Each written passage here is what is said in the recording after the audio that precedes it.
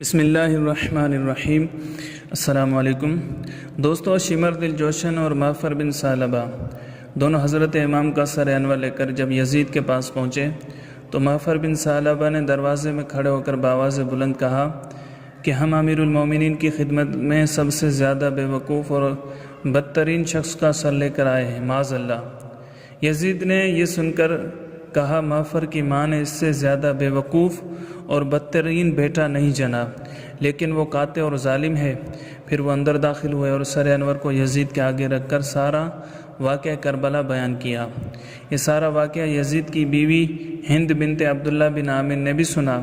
وہ چادر اوڑھ کر باہر آئی اور کہا، امیر المومنین، کیا یہ حسین بن علی کا سر ہے؟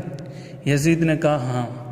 اب تم اس پر رو اور اس ابن رسول اللہ خالص النسب قریشی پر سوگ کرو، جسے ابن زیاد نے جلد بازی میں قتل کر دیا ہے، خدا اسے قتل کرے۔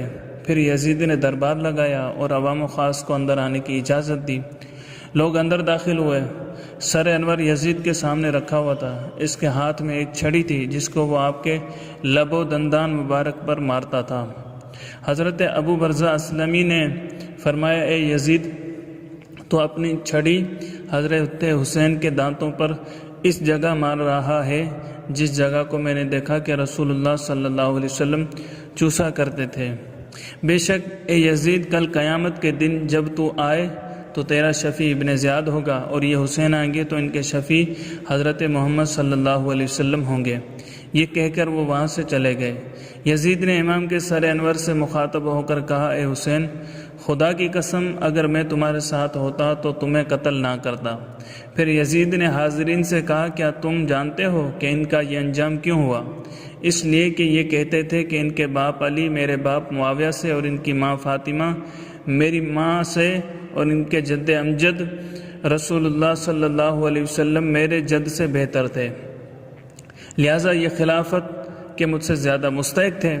ان کے اس قول کا جواب کہ ان کے باپ سے بہتر تھے یہ ہے کہ ان کے باپ اور میرے باپ نے خدا سے محاکمہ چاہا، اور لوگ جانتے ہیں کہ خدا نے کس کے حق میں فیصلہ دیا۔ ان کا یہ کہنا کہ ان کی ماں میری ماں سے بہتر تھی، تو مجھے میری ماں کی قسم بلا شبہ وہ میری ماں سے بہتر تھیں۔ اور ان کا یہ قول کہ ان کے جد امجد رسول اللہ صلی اللہ علیہ وسلم میرے دادا سے بہتر تھے، تو میں اپنی جان کی قسم کھا کر کہتا ہوں کہ کوئی مسلمان جو اللہ اور یوم آخرت پر ایمان رکھتا ہے وہ ہم میں سے کسی کو بھی رسول اللہ صلی اللہ علیہ وسلم کے برابر اور ہمسر نہیں ٹھہرائے گا۔ لیکن ان پر جو یہ مصیبت آئی ہے وہ ان کے نہ سمجھنے کی وجہ سے آئی ہے۔ اس کے بعد اسیران اہل بیت بھرے دربار میں اس کے سامنے پیش کیے گئے۔ حضرت امام کا سر انور ان کے سامنے ہی رکھا ہوا تھا۔ جب حضرت امام کی بیٹیوں حضرت فاطمہ اور حضرت سکینہ نے سر انور کو دیکھا تو بے ساختہ ان کی چیخیں نکل گئیں۔ پھر یزید کے سامنے امام زین العابدین، خواتین و اطفال اہل بیت کو حالت اسیری و شکستہ حالی پیش کیا گیا۔ حضرت فاطمہ بنت حسین نے جو سکینہ سے بڑی تھی کہا، اے یزید، کیا رسول اللہ کی بیٹیاں قیدی ہیں؟ امام زین العابدین نے فرمایا، اگر رسول اللہ صلی اللہ علیہ وسلم ہمیں زنجیروں میں جکڑا ہوا دیکھتے تو ضرور ہماری ہتھ کڑیوں اور بیڑیوں کو کھول دیتے۔ یزید نے کہا، تم سچ کہتے ہو، اور حکم دیا کہ ان کی زنجیریں کھول دو۔ پھر یزید نے حضرت زین العابدین کو مخاطب کر کے کہا، تمہارے باپ نے مجھ سے قطع رحم کیا، میرے حق کو نہ جانا، اور میری سلطنت نے مجھ سے جھگڑا کیا۔ پھر اللہ نے جو کچھ اس کے ساتھ کیا وہ تم نے دیکھ لیا ہے۔ حضرت زین العابدین اس کے جواب میں یہ آیت پڑھنے لگے کہ جو کوئی بھی مصیبت روئے زمین پر اور خود تم پر نازل ہوتی ہے اور اس نوشتے میں لکھی ہوئی ہے جو پیدائش عالم سے پہلے ہم نے لکھ رکھا ہے۔ یزید نے اپنے بیٹے خالد سے کہا، اس کا جواب دو، لیکن اس کی سمجھ میں جواب نہ آیا تو یزید نے خود بتایا، تم کہو جو مصیبت تمہیں پہنچی ہے وہ تمہارے ہی اعمال کا نتیجہ ہوتی ہے اور بہت سی خطائیں اللہ معاف کر دیتا ہے۔ اسی اثنا میں ایک ظالم شامی نے حضرت فاطمہ بنت حسین کی طرف اشارہ کرتے ہوئے کہا، امیر المومنین یہ لڑکی مجھے دے دو۔ یہ سن کر حضرت فاطمہ ڈر گئیں اور حضرت زینب کا کپڑا پکڑ لیا۔ حضرت زینب نے شامی کو ڈانٹا کہ تو جھوٹ بکتا ہے اور بدبخت، یہ لڑکی شرعاً نہ تجھ کو مل سکتی ہے اور نہ یزید کو، چونکہ حضرت سیدہ نے یزید کے متعلق بھی کہہ دیا تھا، اس لیے یزید نے غضبناک ہو کر کہا، تم جھوٹ کہتی ہو، خدا کی قسم اگر میں چاہوں تو اس لڑکی کو لے سکتا ہوں۔ حضرت زینب نے کہا، خدا کی قسم تو نہیں لے سکتا، اللہ نے تجھے یہ حق نہیں دیا، ہاں اگر تم ہماری ملت سے خارج ہو جاؤ اور ہمارے دین اسلام سے خارج ہو جاؤ اور ہمارے دین اسلام کو چھوڑ کر کوئی اور دین اختیار کر لو تو پھر تم لے سکتے ہو، یعنی جب تک مسلمان کہلاتے ہو مسلمان عورت کو مال غنیمت کے طور پر نہیں رکھ سکتے۔ اس پر یزید سخت برہم ہو کر کہنے لگا، تم مجھ سے اس طرح کہتی ہو، دین سے تو تمہارا باپ اور تمہارا بھائی خارج ہوئے تھے۔ حضرت زینب نے فرمایا، اللہ کے اور میرے جد امجد اور میرے باپ اور میرے بھائی کے دین ہی سے تو نے اور تیرے باپ دادا نے ہدایت پائی ہے۔ یزید نے کہا، او خدا کی دشمن تو جھوٹ بکتی ہے، معاذ اللہ۔ سیدہ نے فرمایا، ہے تو امیر اور اپنی بادشاہی کی وجہ سے ناحق سختی اور بد زبانی کرتا ہے۔ یزید اس پر شرما کر خاموش ہو گیا۔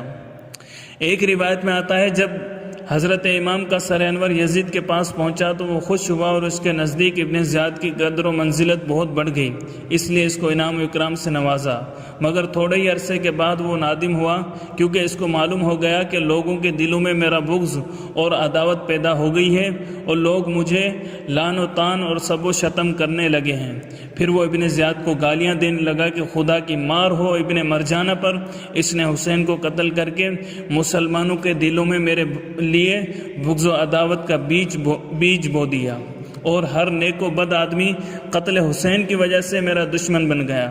خدا ابن زیاد پر لعنت کرے اور اس پر اپنا غضب نازل کرے۔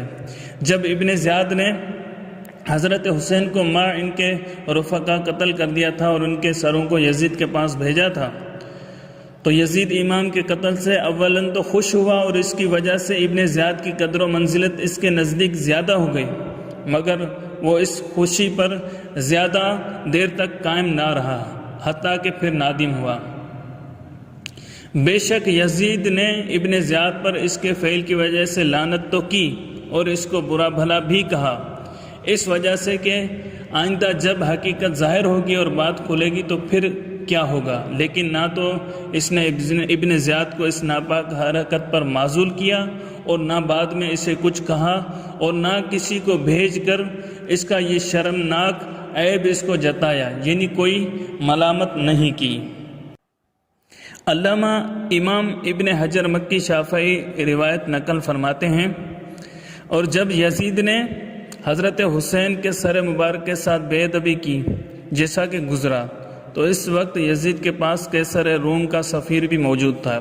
اس نے بہت متعجب ہو کر کہا کہ ہمارے ہاں ایک جزیرے کے دیر یعنی گرجا میں حضرت عیسیٰ علیہ السلام کے گدھے کے کھر کا نشان ابھی تک محفوظ ہے، سو ہم ہر سال ہدیے نذرانے اور تحفے لے کر اس کی زیارت کو جاتے ہیں اور اس کی اسی طرح تعظیم کرتے ہیں جس طرح تم لوگ اپنے کعبے کی کرتے ہو۔ بلا شبہ تم لوگ جھوٹے اور بیہودہ ہو۔ اسی طرح اس وقت وہاں ایک ذمی یہودی بھی موجود تھا۔ اس نے کہا، میرے اور پیغمبر داؤد علیہ السلام کے درمیان 70 پشتیں گزر چکی ہیں، یعنی میں ان کی اولاد میں سے ہوں، لیکن اب تک یہودی میری تعظیم اور میرا احترام کرتے ہیں، اور تم نے اپنے نبی کے فرزند کو اس طرح بے دریغ قتل کر دیا۔ اس کے بعد یزید پلیت نے حکم دیا کہ سروں کو 3 روز تک دمشق میں پھراؤ اور شہر کے دروازوں پر لٹکاؤ۔ چنانچہ منہال بن عمر فرماتے ہیں، خدا کی قسم جب حضرت حسین کے سر کو نیزے کے اوپر چڑھائے گلیوں بازاروں میں پھرایا جا رہا تھا تو میں اس وقت دمشق میں تھا۔ میں نے بچشم خود دیکھا کہ سر مبارک کے سامنے ایک شخص سورہ کہف پڑھ رہا تھا۔ جب وہ اس آیت پر پہنچا، کیا تو نے جانا کہ بے شک اصحاب کہف اور رقیم ہماری نشانیوں میں سے ایک عجوبہ تھے، تو اللہ تعالیٰ نے سر انور کو گویائی دی۔ اس نے بزبان فصیح کہا، اصحاب کہف کے واقعے سے میرا قتل اور میرے سر کو لیے پھرنا عجیب تر ہے، بلا شبہ عجیب تر ہے، اس لیے کہ اصحاب کہف جن کے خوف سے گھر بار ساز و سامان وغیرہ چھوڑ کر نکلے اور غار میں چھپے تھے، وہ لوگ کافر تھے، لیکن حضرت امام اور آپ کہ اہل بیت اور انصار کے ساتھ ظلم و ستم اور انتہائی بے حرمتی کرنے والے ایمان و اسلام کے دعوے دار تھے۔ اصحاب کہف ولی اللہ تھے اور یہ سید الانبیاء صلی اللہ علیہ وسلم کے جگر کے ٹکڑے تھے۔ اصحاب کہف کے ساتھ ایسا نہیں ہوا جیسا کہ ان کے ساتھ ہوا۔ اصحاب کہف سالہ سال کی طویل نیند کے بعد اٹھے اور بولے تو آخر وہ زندہ تھے، لیکن حضرت امام کے سر انور کا جسم سے جدا ہونے کے کئی روز بعد نیزے کی نوک پر بولنا یقیناً اس واقعے سے عجیب تر ہے۔ علامہ حافظ امام ابن الخطاب ابن وجیہ رحمۃ اللہ تعالی نے نقل فرماتے ہیں کہ جب یزید پلید نے حضرت امام حسین کا سر انور دمشق میں لٹکوایا تو حضرت خالد بن غفرہ رضی اللہ تعالیٰ عنہ کہ افاضل تابعین سے تھے، انہوں نے اپنے آپ کو چھپا لیا اور 1 ماہ تک باہر نہ نکلے۔ 1 ماہ کے بعد جب باہر نکلے تو لوگوں نے ان سے عزلت کا سبب پوچھا۔ انہوں نے فرمایا، دیکھتے نہیں ہو یہ کیسا دور ابتلا کا دور ہے؟ اور پھر یہ اشعار پڑھے، اے حضرت محمد صلی اللہ علیہ وسلم کی پاک بیٹی کے پاک فرزند، یہ لوگ تمہارے سر انور کو خون آلودہ لائے۔ اے نواسہ رسول، انہوں نے آپ کو قتل کر کے گویا علانیہ طور پر رسول اللہ کو قتل کیا۔ ان ظالموں نے آپ کو سخت پیاس کے حالت میں قتل کیا اور تدبر نہیں کیا کہ آپ کے قتل سے اور قرآن اور اس کے علوم جاتے رہیں گے۔ یہ بدبخت آپ کو قتل کر کے فخر و غرور میں مبتلا ہیں، حالانکہ انہوں نے آپ کے ساتھ تکبیر و تحلیل کا خاتمہ کر دیا، یعنی سرمایہ اسلام ختم ہو گیا۔ اس کے بعد یزید کے حکم سے پہلے تو ان ستم رسیدہ افراد کو ایک الگ مکان میں رکھا گیا۔ بعد میں یزید نے اہل بیت کی عورتوں کو خاص اپنے گھر میں بلا لیا اور اپنے گھر کی عورتوں سے کہا کہ ان سے افسوس اور اظہار ہمدردی کرو۔ چنانچہ جب اہل بیت کی بیویاں نہایت ابتر حالت میں یزید کے گھر آئیں تو یزید کے گھرانے کی کوئی عورت ایسی نہ تھی جو ان سے ملنے نہ آئی ہو اور اس نے ان کی حالت زار پر ماتم نہ کیا ہو۔ چنانچہ یہ 3 دن تک یزید کے گھر پر نوحہ اور ماتم بپا رہا۔ کوفی اور شامی وحشیوں نے اہل بیت اطہار کا سب ساز و سامان لوٹ لیا تھا، اوڑھنے کی چادریں تک اتار لی تھی، اور ابن سعد کے حکم کے باوجود کسی نے کوئی چیز بھی واپس نہ کی تھی۔ یزید نے اس کی پوری تلافی کی اور تمام عورتوں کا جس قدر مال و متاع لوٹ لیا گیا تھا اس سے دگنا ان کو بصد اسرار دیا۔ یزید کے اس سلوک پر حضرت سکینہ بنت حسین کہا کرتی تھی، میں نے کسی کافر باللہ کو یزید سے بہتر نہیں دیکھا۔ یزید صبح و شام کھانے کے وقت حضرت امام زین العابدین کو ملا لیا کرتا تھا۔ ایک دن ان کے ساتھ عمر بن حسین بھی تھے جو بہت کم سن تھے۔ یزید نے ان سے کہا، کیا تم اس جوان یعنی میرے بیٹے خالد سے لڑو گے؟ ابن حسین نے کہا، یوں نہیں، ہاں ایک چھڑی مجھے دے دو اور ایک چھڑی اس کو دے دو، پھر میں اس سے لڑوں گا۔ یزید نے اس کو پکڑ کر اپنے ساتھ چمٹا لیا اور کہا، آخر تعینیت کیسے بدل سکتی ہے؟ سانپ کا بچہ سنپولیے کے سوا اور کیا ہو سکتا ہے؟ دوستو، اگر آپ کو ہماری یہ ویڈیو پسند آئی ہے تو لائک کیجئے، کمنٹ کیجئے، اپنے دوستوں کے ساتھ شیئر کیجئے، اور آپ نے ابھی تک ہمارے چینل کو سبسکرائب نہیں کیا تو چینل کو سبسکرائب کر لیجئے تاکہ ہماری ہر نئی آنے والی ویڈیو آپ تک بآسانی پہنچ سکے۔